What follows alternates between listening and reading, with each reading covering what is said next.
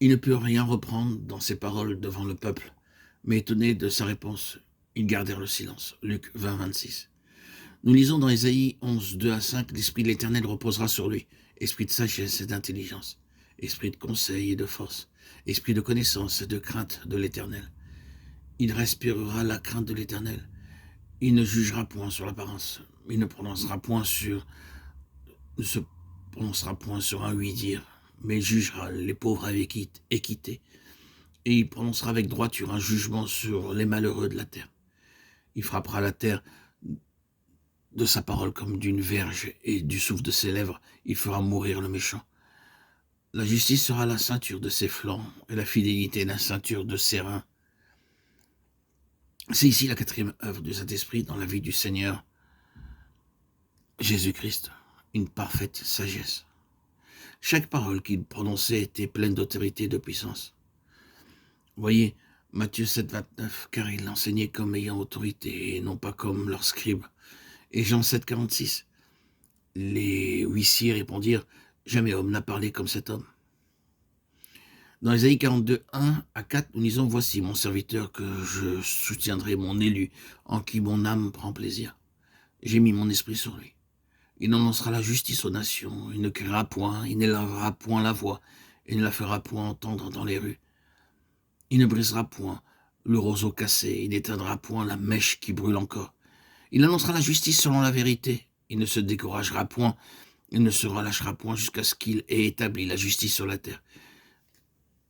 Voyez le verset 2. Il ne criera point, il n'élèvera point la voix, et il ne la fera point entendre dans les rues. Mais par l'amour, la bonté et la vérité, il a voulu gagner le monde. Ici est la cinquième œuvre du Saint-Esprit. Et on lui remit le livre du prophète Ésaïe, l'ayant déroulé, il trouva l'endroit où il était écrit « L'Esprit du Seigneur est sur moi, parce qu'il m'a oint pour annoncer une bonne nouvelle aux pauvres. » Luc 4, 17, 18. La sixième œuvre du Saint-Esprit dans la vie du Seigneur Jésus, nous la trouvons dans Ésaïe 101, 1 à 3. L'Esprit du Seigneur, l'Éternel, est sur moi, car l'Éternel m'a oint pour porter de bonnes nouvelles aux malheureux. Il m'a envoyé pour guérir ceux qui ont le cœur brisé, pour proclamer aux captifs la liberté et aux prisonniers la délivrance, pour publier une année de grâce de l'Éternel et un jour de vengeance de notre Dieu, pour consoler tous les affligés, pour accorder aux affligés de Sion, pour leur donner un diadème au lieu de la cendre, une huile de joie au lieu du deuil, un vêtement de louange au lieu d'un esprit abattu, afin qu'on les appelle des terrains beintes de la justice, une plantation de l'Éternel pour servir à sa gloire. Et le même passage fut cité par le Seigneur lorsqu'il entra pour la première fois dans la synagogue de Capharnaüm après son baptême. Lisez aussi Luc 7, 21, 22. Alors même, Jésus guérit plusieurs personnes de maladies, d'infirmités et d'esprits malins, et il rendit la vue à plusieurs aveugles. Et il leur répondit, allez rapporter à Jean ce que vous avez vu et entendu, les aveugles voient, les boiteux marchent, les lépreux sont purifiés, les sourds entendent, les morts ressuscitent, la bonne nouvelle est annoncée aux pauvres. Enfin, Romains 1,4 nous montre la septième œuvre du Saint-Esprit dans la vie du Seigneur Jésus, déclaré Fils de Dieu avec puissance selon l'Esprit de sainteté par sa résurrection d'entre les morts. Il ressuscita des morts par l'Esprit de sainteté.